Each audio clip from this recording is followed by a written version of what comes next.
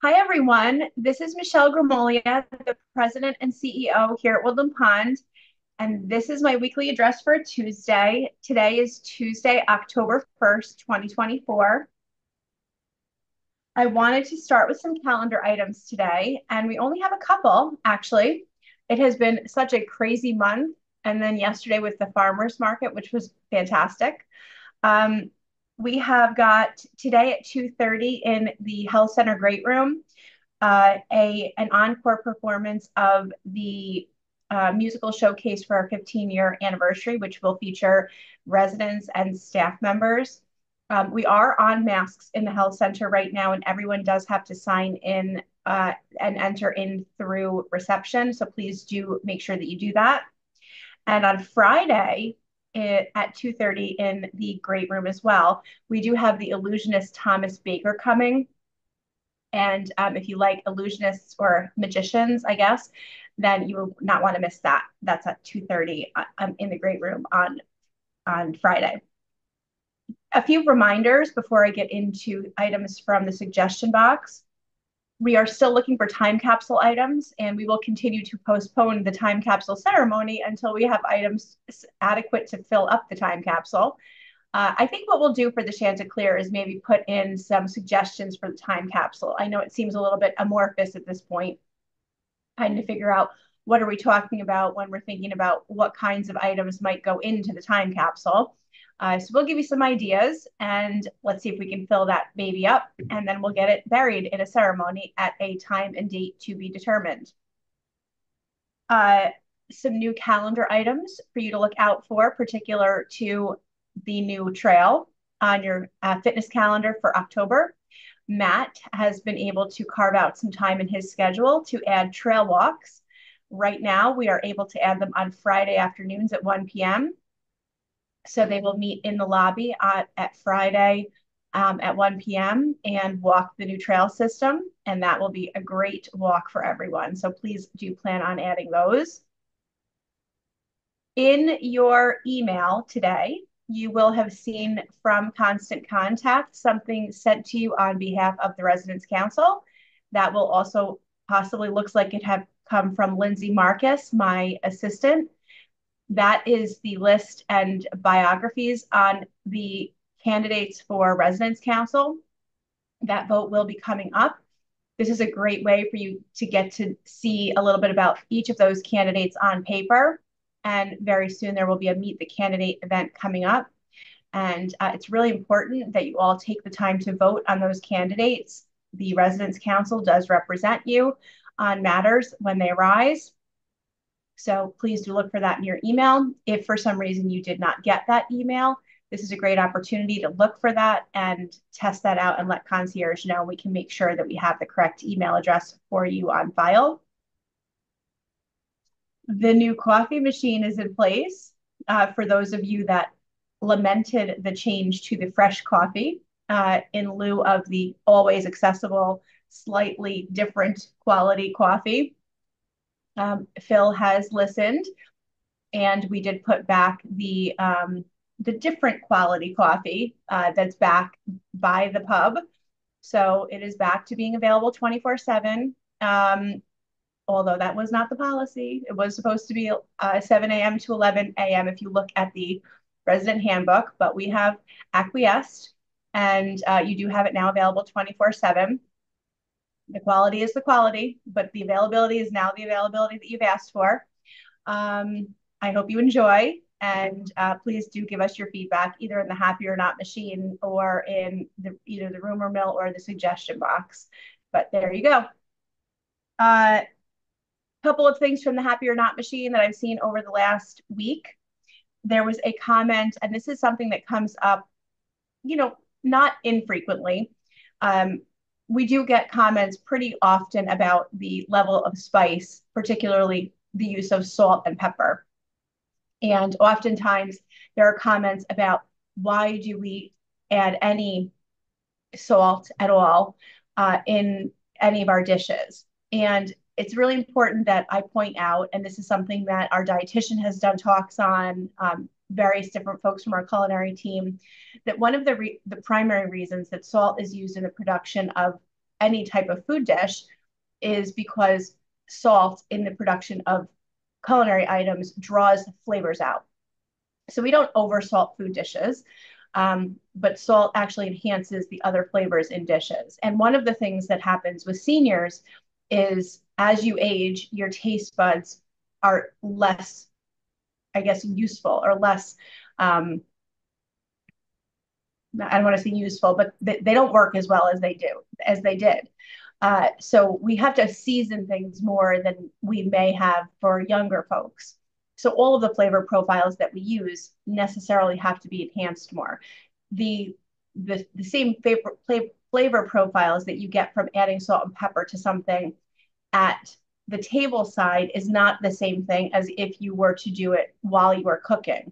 This is why you'll often hear if you watch any cooking show on TV, they will say you have to season as you go. So you're seasoning and seasoning and seasoning because it really does.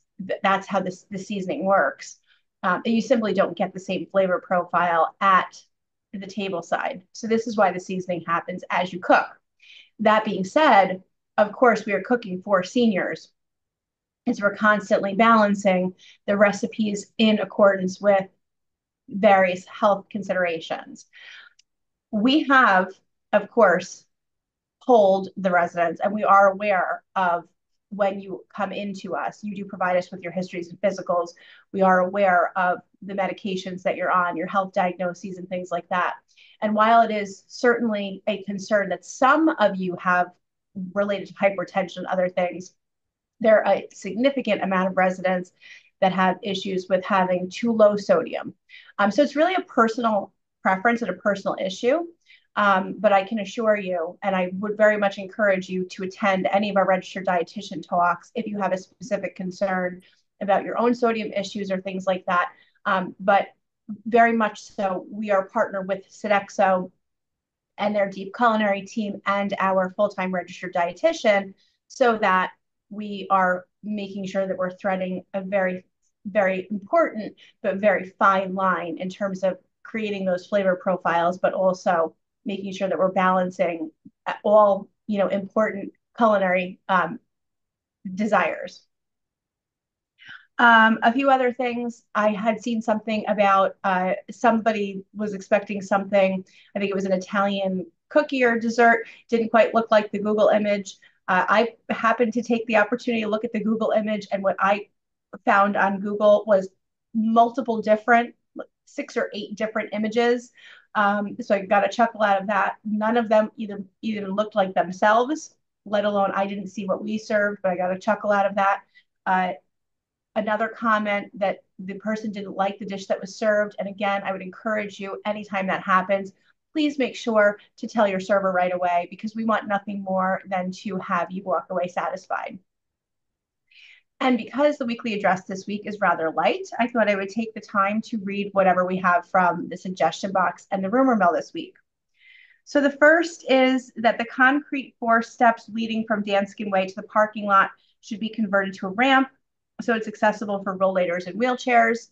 I'm guessing that this is from a relatively newer resident that wouldn't know the history on the fact that those stairs were never there in the first place and were not there by design and therefore are not designed to code or nor were they designed to be ADA accessible or compliant. These were just a nod to convenience after many residents using that hill made their own path. We debated about whether to put those stairs in at all for this exact reason, but really the actual accessible path to the building from Danskin Way is on the sidewalk to the south wing. So that is where you would access the building, or the actual pathway is along the sidewalk. So you follow it along Danskin Way and then take the gradual hill up. So no, you would not be able to use that. It would never be, the ramp would never meet ADA compliant. It's just simply too steep. You would never be able to get the grade that's required, even if we put a very, very, the ramp would never be able to meet the grade. So I'm sorry about that, but it would never be able to make grade. The next is, it is incredibly dangerous for cars and motorized carts to drive on the McBride Trail. Since there are people walking on a walking trail, in quotes. Cars and other motorized vehicles are prohibited on all other nature walking trails in the state. So the canoe rack should be moved to another location so resident cars do not drive on the trail. Also, maintenance staff should be told their carts should not be driven on the walking trail. So again, a woodland pond distinction. We had an existing not really a trail. It was actually an access road for our retention pond, which does require access to it because there are clean outs and other requirements that we have to have access by maintenance vehicles to be able to maintain the retention pond, which is not the woodland pond or the Ann and Ray Smith Beaver Pond. So there's always going to have to be access by any type of vehicle to get down that road. We happen to name that road the McBride Trail many years ago, but it is not technically a walking trail. It is technically a road that we then enhanced to the trail standard, but it does have to marry both purposes, as do many things at Woodland Pond, just as many people walk on our perimeter road, despite the fact that I'm extremely concerned about a car pedestrian accident on that road. So we have to be careful. We have to share the road. And certainly, if there are any specific incidents of concern, I'd like you to report that. Knock on wood. People have been walking on that path for 15 years. People have been driving on that path for 15 years, and we've never had an incident. So I would encourage you that if you do have or see a specific issue, to please let concierge know right away, and we will attend to that as best we can. But please do share the road. The next, and this is an interesting one, is Woodland Pond should distribute on SurveyMonkey a resident satisfaction survey about resident services at Woodland Pond, about individual staff members who interface with residents at Woodland Pond.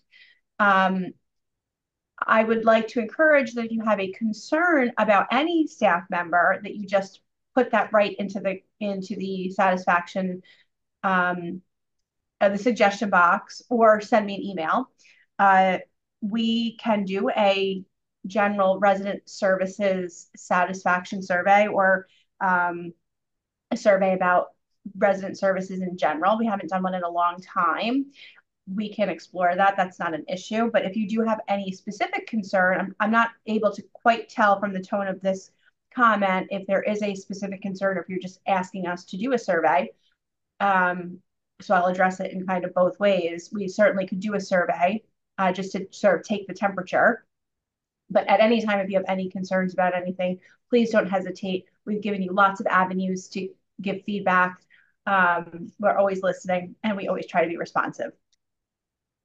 And the last one, I wish I could help with this, but there's really no way to accomplish this. But with the upcoming planned renovations in the health center, I hope no rooms look out at the parking lot. It seems a harsh punishment to give residents that view from their rooms. If a small park was built around the entire facility, each resident would look at the park rather than the parking lot. Unfortunately, that horse is out of the barn. Many of you know, or all of you at this point probably realize that we are landlocked. We cannot move our parking lot. To move outward is an impossibility because the outer road is completely locked in by wetlands. And the municipal code requires that we keep the number of parking spots that we have. So we can't reduce the number of parking spots that we have. We actually have to increase by some. So we're trying to carve out some of our lawn in the back to make a little bit more parking. And we can't increase the amount of lawn because we don't have anywhere to put those parking spots. So fortunately, the shrubbery has grown up pretty significantly. And it would be great if sometime you take a tour of the health center. You would see that from inside of the skilled nursing rooms, which are the ones that really do have that view, you generally can't see much of the parking lot at this point because those shrubs have grown up nicely. The trees have really grown in very nicely. Residents have done a really nice job of decorating their rooms, and certainly from the beds you really do see a nice sky view in most of those places. Many residents have opted for the blinds that have, the sky view nice and clear.